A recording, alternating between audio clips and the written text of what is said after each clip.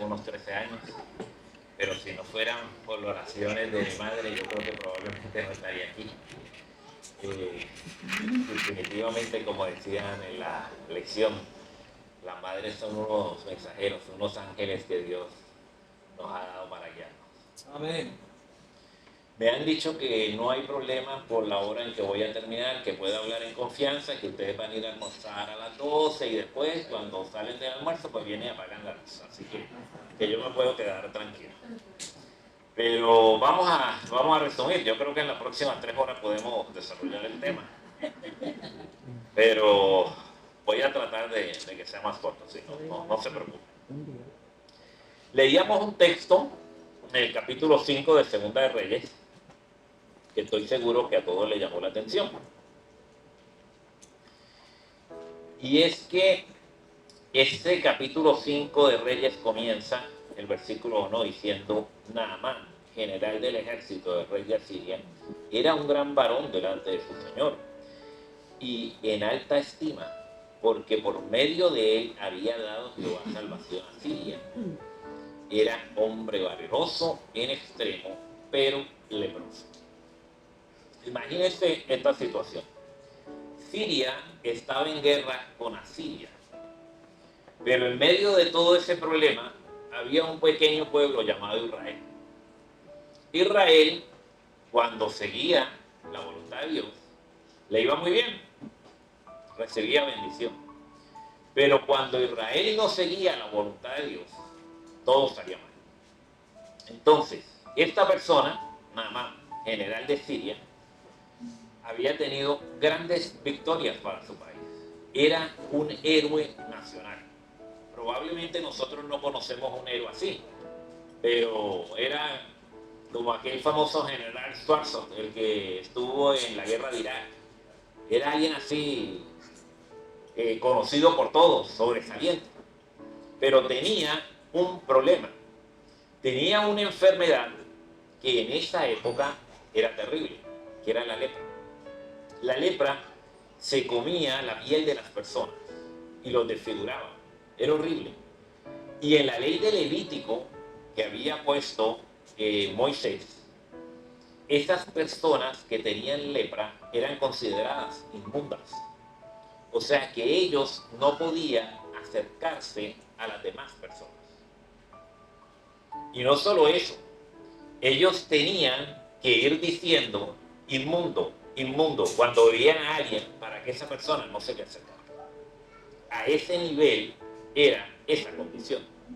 Pareciera que en Siria eran un poco más flexibles, que aunque tenía lepra, él podía ser general y podía vivir.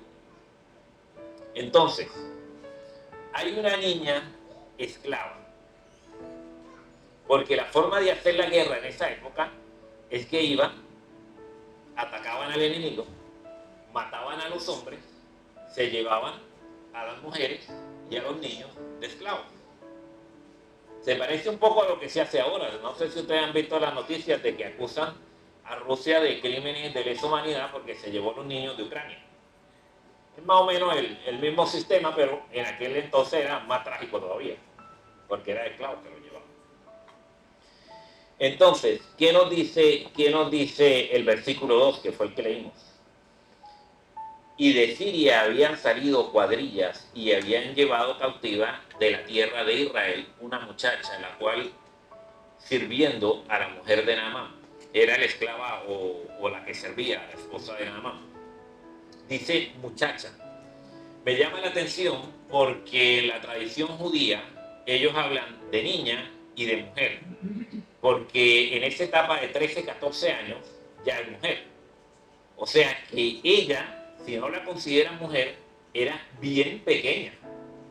O sea que era algo horrible. Una esclavitud a esa edad temprana es algo horrible. Dijo a su señora: si rogase mi señor al profeta que está en Samaria, él lo sanaría de su vida. El primer punto del tema de hoy es la madre de la esclava. Y usted me va a decir, pero la Biblia no habla de ella. No, la Biblia no habla de ella. Pero tuvo que haber tenido una madre. Es una historia tácita que no se cuenta.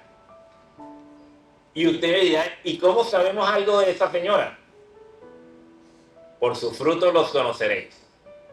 Si la niña tenía el amor de Dios en su corazón a temprana edad, hubo una madre que le enseñó a querer a Dios sobre todas las cosas a temprana edad. Si la niña no tenía odio, a pesar de ser esclava, que todos nosotros lo tendríamos, porque no es nuestra naturaleza humana, nuestra forma de ser, nuestra manera de vivir, fue porque la madre le había enseñado a tener a Dios en su corazón. Y en esa condición de la esclavitud, que era más o menos similar a la condición de un animal, ella quería ayudar a su amo. Quería resolverle el problema de vida a su amo, un problema existencial gravísimo de su amo, que iba a ser el fin de la familia donde ella servía. Y ella, tratando de ayudar, dice, allá en Israel hay un profeta. Yo imagino lo que pensó Naamán. Y si Israel tiene Dios y profeta, ¿por qué nos sirve? Sencillo. Si Israel tiene un Dios tan fuerte y tan poderoso como ellos dicen, ¿por qué son esclavos acá?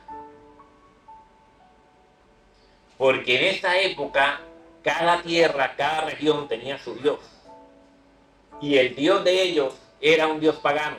Se llamaba el Dios del trueno, el Dios de la lluvia, porque esa es un área muy seca. Y entonces ellos veían en ese fenómeno natural de la lluvia, lo veían y lo interpretaban como un Dios. Pero ahí comenzó la cadena de la fe. Porque la fe viene del oír la palabra de Dios. Amén. Esta niña escuchó a su madre. Esta niña le habló a la esposa de Naamán, que le escuchó. Ella le habló a Naamán, que le escuchó. Mire cómo va la cadena de la fe. Él fue al rey y le dijo, allá en Israel hay alguien que me puede sanar. Y el rey lo escuchó. Vamos a seguir leyendo para ir con el texto bíblico. Versículo 4. Y entrando Naamán a su señor, declarándole, diciendo, así ha dicho una muchacha que es de la tierra de Israel. Díjole el rey de Siria, anda, ve, y yo te enviaré letras al rey de Israel. Partió pues él llevando consigo 10 talentos de plata, 6,000 piezas de oro y 10,000 mudas de ropa. Y 10 mudas de ropa, perdón. Y tomó también letras para el rey de Israel que decían así: luego, llegando a ti estas letras, sabe que por ellas que yo envío a ti mi siervo Naamán para que lo sanes de su lepra. Mira cómo él le habla al rey de Israel. El rey de Siria le habla al rey de Israel como si fuera un súbdito de él, un sirviente de él. Le dice, mira, te mando mi siervo Naamán, sana. Tremendo. Y una fe increíble también, ¿sabe? Una fe. ¿Y qué le dice? ¿Qué dice el versículo 7? Y luego que el rey de Israel leyó las cartas, rasgó sus vestidos y dijo, soy yo Dios que mate y de vida, para que éste envíe a mí a que sane un hombre de su lepra. Considerad ahora y venid como buscar ocasión contra mí. Versículo 8. Y como Eliseo, varón de Dios, oyó que el rey de Israel había rasgado sus vestidos, envió a decir al rey, ¿por qué has rasgado tus vestidos? Venga ahora a mí y sabrá que hay profeta en Israel. Y Dios también. Y vino Naamán con sus caballos y con su cargo y paróse en las puertas de la casa de Eliseo. Entonces Eliseo le envió un mensajero diciendo, ve y lávate 7 veces en el Jordán y tu carne se restaurará y serás limpio. Y Naamán se fue enojado diciendo, aquí yo decía para mí, saldrá él luego y estando en pie invocará el nombre de Jehová su Dios y alzará su mano y tocará el lugar y sanaré. Habana y Farfar, ríos de Damasco, no son mejores que todas las aguas de Israel. Si me lavaren ellos, no seré tan bien limpio. Y volviese y fuese enojado. Mire lo que pasó. Los seres humanos tenemos unos prejuicios naturales en nosotros. Tenemos unos preconceptos. Entonces, él esperaba que el profeta de Israel iba a actuar como los profetas de Baal. Él esperaba que el profeta de Israel iba a salir, iba a hacer un show, iba a hacer un montón de cosas, muchos trucos, algo bien llamativo, lo iba a tocar y él se iba a sanar. Pero el profeta de Israel ni siquiera salió. ¿Por qué? Porque yo le contaba que en Levítico se decía que los leprosos eran inmundos, o sea que él simplemente le dijo a Giesi, que era el ayudante de él, le dijo, mira, dile que vaya al río y se sumerja 7 veces. ¿Por qué? Porque en Levítico había unos procesos para la limpieza y entre eso era el baño este que se daba.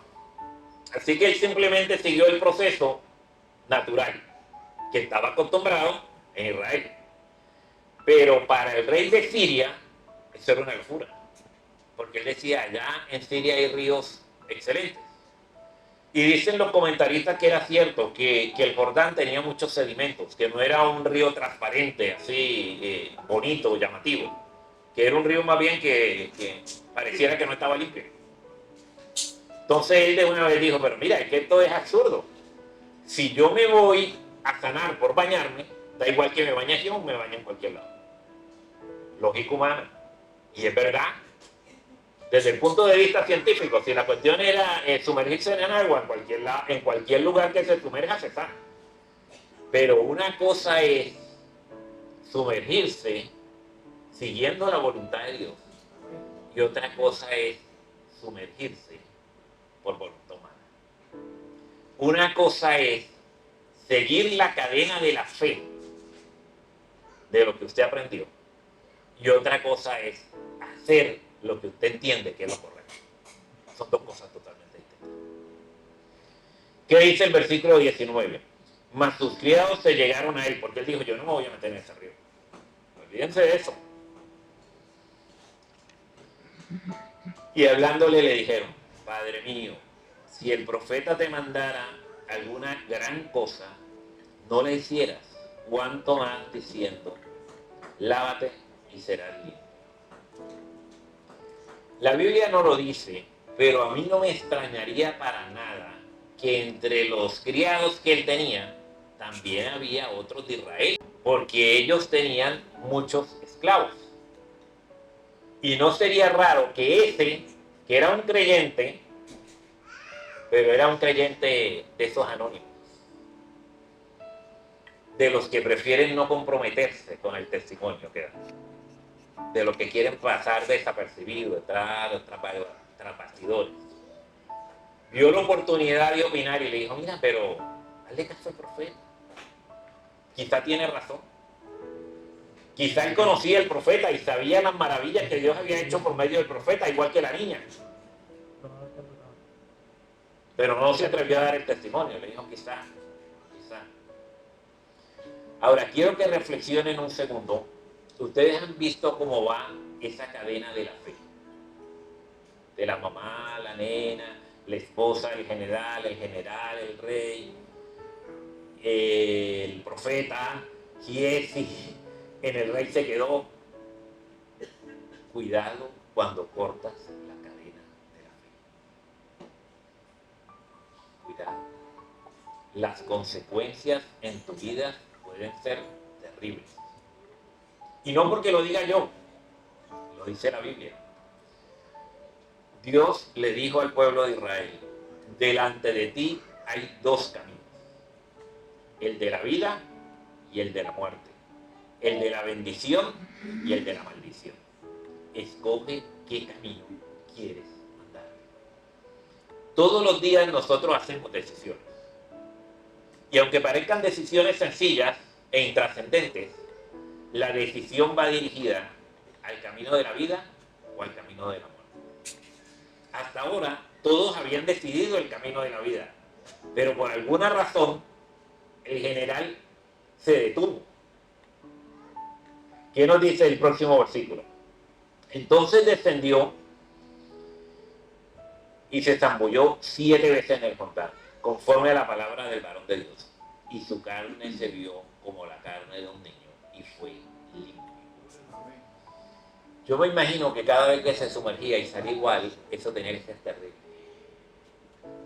Porque él diría, esta gente me hizo dar ese viaje larguísimo, con toda esta carretera llena de tierra, soportar todos estos esclavos, comer mal. Yo que soy un héroe nacional, general del ejército de Siria, aquí se zambullea de nuevo, igual. Se zambullea de nuevo, igual. Verdaderamente yo no sé cómo llegó a la 7ª vez, pero estaba difícil. Pero la sorpresa para él y todos los que lo acompañaban fue que la palabra del profeta se cumplió. Amén. Porque el profeta habla por conducto lo que Dios le dice. El profeta es la herramienta. Y hay veces nos olvidamos de eso.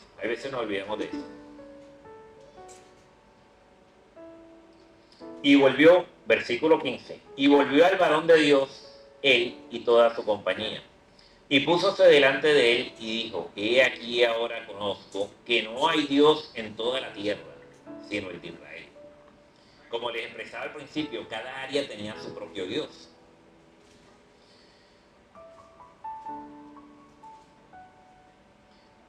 Ruego te recibas algunos presentes de tu siervo. Algunos presentes es que hoy en día, cuando hacen el cálculo de todo lo que llevaba, era más o menos como $1.200.000. El oro, la plata y todo lo que dice que llevaba, era más o menos como $1.200.000. Era normal dar una ofrenda de agradecimiento y era normal dar ofrendas a los profetas. Eso era totalmente normal. Porque los profetas, su mayoría, se dedicaban a leer la palabra, a orar y ese tipo de cosas, no tenían trabajos seculares. Vemos el caso de Elías y la mayoría eran así. Claro, hay sus excepciones como Daniel, que era un funcionario del gobierno, pero la mayoría de los profetas se dedicaban más bien era al estudio. Pero, para sorpresa de todos, Eliseo le dice, mira, no voy a recibir nada. Eliseo quería mostrarle que la misericordia de Dios es infinita y no tiene precio. Amén. No importa el pecado que usted haya cometido. Dios murió en la cruz para salvarlo. Amén. A eso vino Cristo, a este mundo. No importa su pecado. Algunos de ustedes pueden decir, ¿y si Hitler se arrepiente, Dios lo salva? Sí. Si Hitler hubiera aceptado la misericordia de Dios, Dios lo salva. Y usted dice, pero era malo. Pero es que nosotros no somos buenos tampoco. Claro que lo salva. La misericordia de Dios alcanza a todos. Amén. Es infinita. Amén. Pero tiene fin. Y usted me dice, pero ¿cómo? Eso es una contradicción. ¿Se recuerda del diluvio? Sí. ¿Se recuerda de Sodoma y Gomorra? Sí. ¿Se recuerda del fin del mundo? Sí. Algún día vamos a llegar a encontrarnos con Dios. Pero hoy hay misericordia. Amén. Y el que quiera aceptar a Jesús como su Salvador es salvo. Ahora, no lo deje para mañana. No lo deje para mañana. Mañana no le puedo garantizar que lo va a hacer.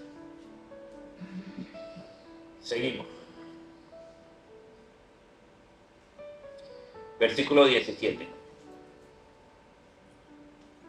Entonces Naamán dijo, ruégote pues, no cederá a tu siervo una carga de un par de acéminas, esto es como una mula, de aquellas tierras, porque de aquí en adelante tu siervo no sacrificará holocausto ni sacrificio a todos los dioses, a otros dioses, sino a Jehová. Mire la forma de pensar, y esto es algo importante. Los paganos pensaban que el Dios era el Dios de una tierra, de una región. Entonces él quería llevarse un grupo, unos bultos de tierra, por eso le dice que le dé las armas, para Siria, para poner allá la tierra y hacer un altar y hacer holocausto a Dios. Pues mira, es un error, no es un principio bíblico. Pero Eliseo no le dice nada, le dice ven paz. ¿Por qué? Porque Eliseo dejó que el Espíritu Santo tocara el corazón de esta persona pagana. Si hubiera sido usted o yo, le diría, un momentito, déjeme sacar la enciclopedia acá con las 28 doctrinas. Y entonces, antes de que usted se vaya, tengo que bautizarlo de nuevo, porque las 7 veces que usted se sumergió ahí no cuenta como bautismo, si lo vemos desde el punto de vista doctrinal. Y comenzamos con las 27 doctrinas. Y esta doctrina tiene como 20 subdivisiones. Y esta otra tiene... Mire, hermano, cuando Dios toca un corazón y Dios transforma. Ese es el trabajo de Dios, ese no es su trabajo. Hay veces nosotros nos empeñamos en querer transformar a los demás. Preocúpese por transformarse usted, lea la palabra, deje que el Espíritu Santo obre en su vida y deje que el Espíritu Santo obre en la vida de los demás. Yo sé por qué se lo digo, yo lo he visto muchas veces, muchas. Y tratando de ayudar a Dios, lo que hacemos son unos daños tremendos. Usted dé su testimonio, predique, y el Espíritu Santo va tocando los corazones. De eso estamos seguros.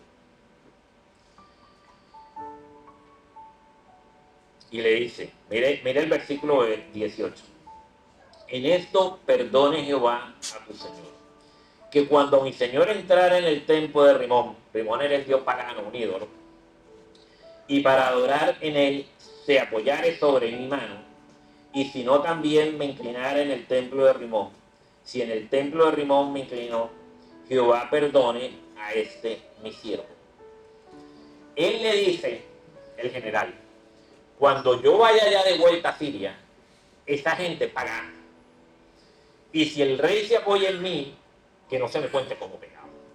Y si por alguna casualidad yo me tengo que inclinar a mí, que no se me cuente como pecado, que yo ya no creo en eso, yo creo en el Dios de Israel.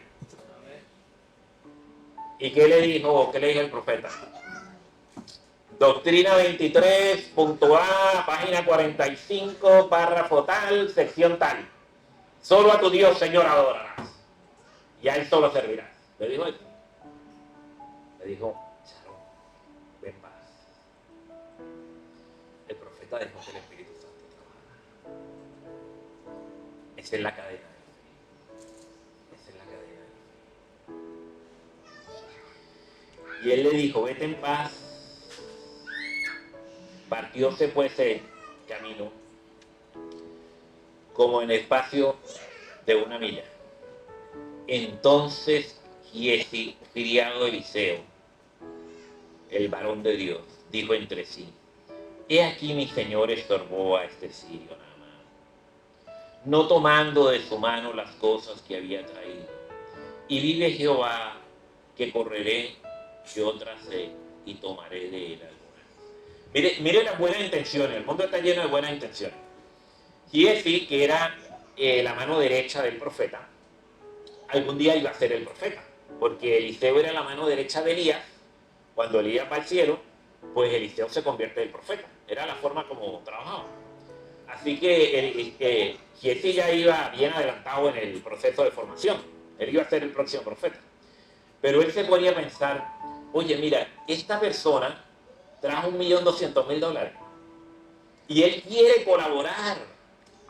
Y nosotros aquí en tanta necesidad, orando y predicando. Ustedes saben la bendición que es ese dinero aquí en la iglesia. Tantas cosas que tenemos que hacer. Es más, podemos ayudar en la escuela de los profetas. Hacerle edificios, hacerle comedor, a comprar comida, a buscar mejores maestros. Tantas cosas. Pero el profeta yo creo que se equivocó, porque el profeta debió ser un poco más pragmático. Y está bien esa lección de que la misericordia es gratuita e infinita, pero algo de ofrenda no está mal, no está mal. ¿Y qué hizo Giezi? y siguió Giezi a Naamán, y como le vio Naamán que venía corriendo tras él, apeóse del carro para recibirle y dijo, va bien. Mire la transformación de Naamán. Esta persona orgullosa, general, héroe de guerra, se baja de su carruaje para encontrarse con el siervo del profeta. El Espíritu Santo ya estaba trabajando. Ya Naamán se estaba transformando. Y él le dijo, bien, mi señor, me envía a decir, pone al profeta por medio, que el profeta no había dicho nada. Y aquí vinieron a mí, a esta hora, del monte de Efraín, dos mancebos, dos jóvenes, de los hijos de los profetas. Ruégote que le des un talento de plata y sendas mudas y vestidos. Mire qué mentira más bella se inventó. Estos jóvenes que estudian para ser profetas, estos jóvenes dedicados a predicar, llegaron y no tienen nada. ¿Cómo lo podemos ayudar? Si me das algo. Mire, esto sonaba bonito, a mí me convence. Si uno lo lee así rápido, oye, tremendo, tremendo. Y Naamán, ¿qué le dice? Naamán convertido, Naamán quería darle todos los chavos de una vez para colaborar. Ruégote que tome 2 talentos. Y él le constriñó y le ató los 2 talentos, lo obligó a coger dinero de plata en 2 sacos y 2 mudas de vestidos, y púsole a cuestas a 2 de sus criados que le llevasen delante de él.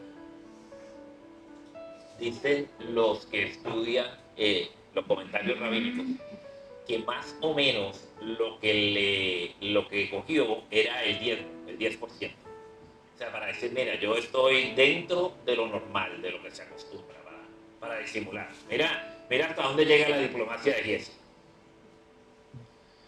Y llegando que hubo al lugar secreto, él lo tomó de mano de ellos y guardólo en casa. Luego mandó a los hombres que se fuesen. Y él entró y púsose delante de su señor. Y Eliseo le dijo, ¿de dónde vienes, Giezi? Y él dijo, tu siervo no ha ido a ninguna parte.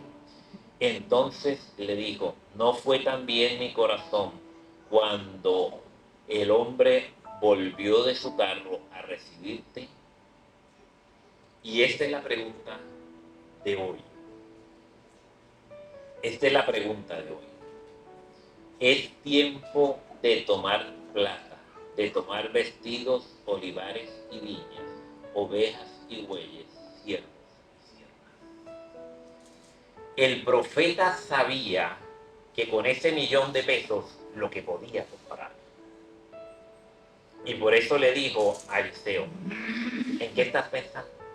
¿Quieres comprar casas, fincas o lugares, tener esclavos? Eso es lo que te mueve. Esa es tu razón de vivir. Esa es la fe que tú tienes. Aquí te ha llevado la cadena de la fe. ¿Y qué le dice en el último versículo? La lepra de Naamán se te pegará a ti y tu simiente para siempre. Y salió delante de él leproso como la nieve. Si usted va a Reyes, a Segunda de Reyes, el libro que estamos estudiando, el versículo 2 dice, y Osías cayó por la celosía de la sala, de la casa. Capítulo 1, versículo 2. Sí. Que tenía en Samaria. Y estando enfermo, envió mensajeros y dijo, id y consultad a Baal, Dios de Crom, si tengo de sanar de mi enfermedad. Entonces el ángel de Jehová habló a Elías, Tisbita, diciendo, levántate y sube y concéntrate con los mensajeros, encuéntrate con los mensajeros del rey en Samaria y le dirás, no hay Dios en Israel que vosotros vais a consultar a Baal. Mire cómo comienza el capítulo. El rey de Israel manda a consultar a los profetas de Baal. ¿Se dan cuenta? El rey de Israel, el máximo líder del pueblo de Dios, manda a consultar a Baal. verlo hoy en día, el máximo líder de la iglesia manda a consultar a los sacerdotes de la iglesia satánica, que le digan si va a vivir o no. No creía, como acá cuando nosotros vemos que llega el mensajero del rey de Siria a consultar al profeta, ¿qué le dice el rey? Rompe los vestidos y se lo puede ser. No cree. El máximo líder de la iglesia no creía. Como que nosotros dijeran que el presidente de la asociación, el presidente de la unión, nuestro presidente de división, no cree. No cree. Y entonces, ¿quién cree? Una niña esclava en otro país. Mire la contradicción. Pero ¿cómo termina esta historia? Capítulo 8.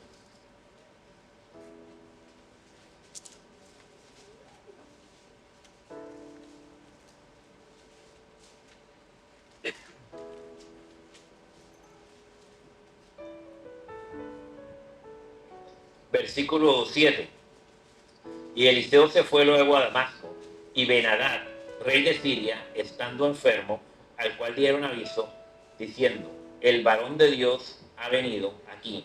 Y el rey dijo a Hazael, toma en tu mano un presente y ve a recibir al varón de Dios y consulta a Jehová diciendo, tengo que sanar.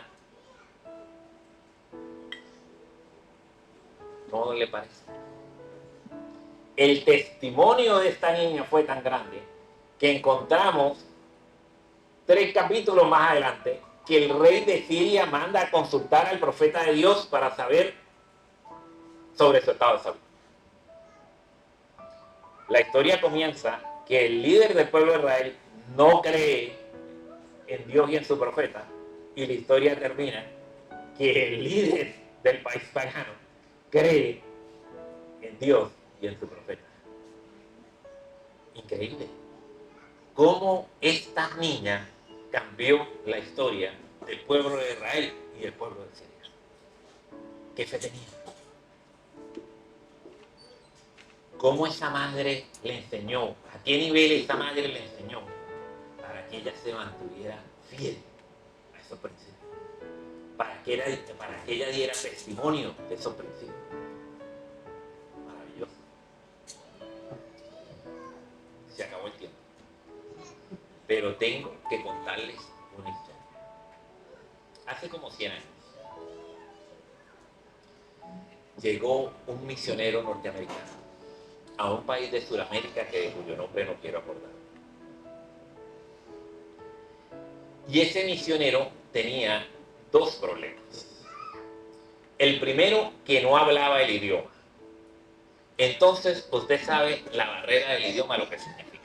Que usted no se puede comunicar con nadie, le toca señas. Y llegó a un pueblo y preguntó si había alguien que leyera la Biblia. Y ese alguien era como una prima segunda de mi abuela.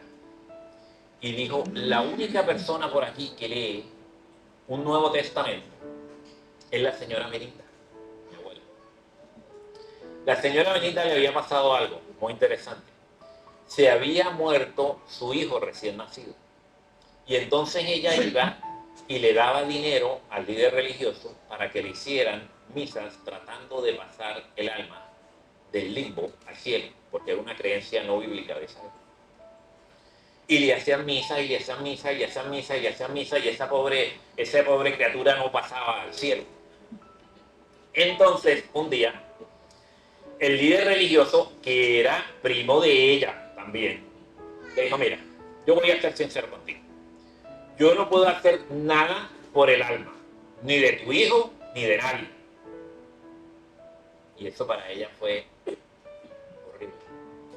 Le dijo, y te voy a dar un Nuevo Testamento para que lo estudies. Comenzó a leer el Nuevo Testamento. No entendía nada. No sabía. Y entonces le dice la prima, hay un americano por ahí que anda preguntando de alguien que lea la Biblia. Les envíalo para acá. Llegó el americano. El otro problema que tenía, yo le dije que tenía 2 problemas, la barrera del idioma El otro era que el americano no comía. Solo comía frutitas y cositas así. Claro, eso lo entendimos luego. El americano no comía animales, lo que dice Levítico, que son inmundos. Entonces, como él no sabía cómo se cocinaban las cosas, pues él lo que prefería era no comer, solo comía frutas. Pero bueno, así sobrevivió a mucho ayuno y oración. Y entonces le preguntó a mi abuela que qué quería estudiar en la Biblia. Y ella le contó la historia. Mire, se me murió un hijo, yo quiero que llegue al cielo, me dicen que no lo pueden mandar al cielo, está extraviado en el limbo, yo no entiendo, me dieron este Nuevo Testamento, entiendo menos. Ah, no, eso es fácil. Y entonces él buscaba en su Biblia en inglés y le mostraba el versículo. Y mi abuela buscaba en su Biblia en español y leía el versículo. Y comenzaron por el justo por la fe vivirá. Y le explicó lo que dice Pablo. Que cuando Cristo venga sonará la trompeta y los muertos en Cristo resucitarán primero. Y entonces mi bisabuela y mi abuela se bautizaron. Porque la fe viene del oír la palabra de Dios. Amén.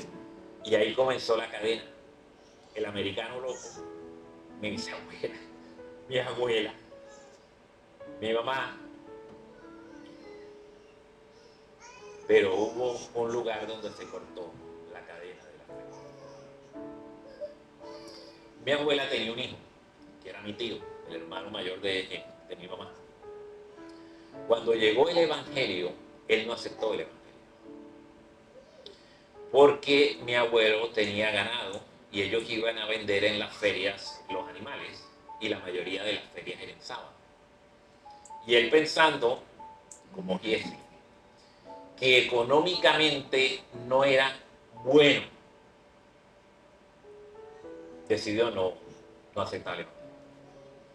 Y decidió algo mejor, entendía él, dedicarse a la política, porque él veía que la política era la solución de todos los problemas.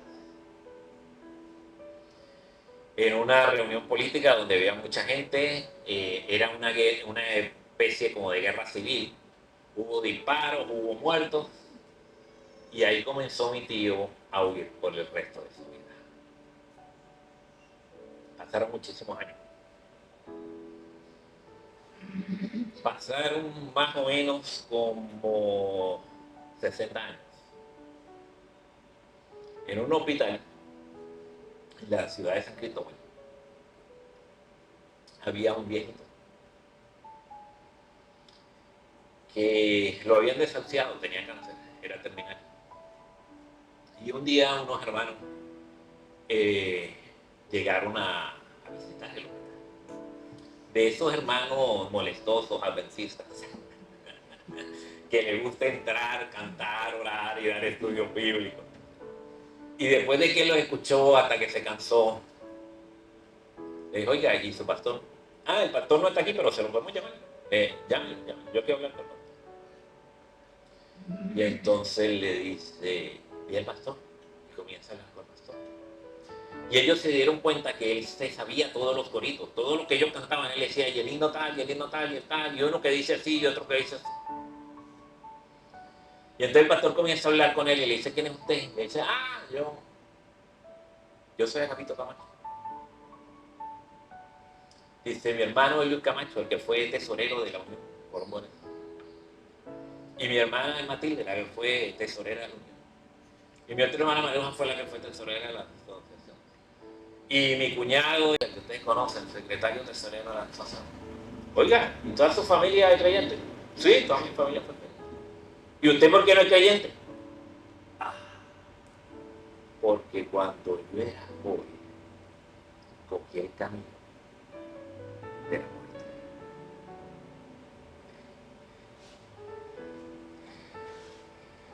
Ante ti dejo dos caminos, el de la vida o el de la muerte, el de la bendición o el de la maldición. No rompa la cadena de la fe, no cometes error, no cometes error. Solo va a traer tristeza. ¿Hay alguien aquí que quiere pedirle al Espíritu Santo que quiere subir? ¿Hay alguien aquí que quiere pedirle al Espíritu Santo seguir con la cadena de vida? Seguir por el camino de bendición y decirle a otro las cosas grandes que Cristo ha hecho en su vida. Póngase de pie, por favor.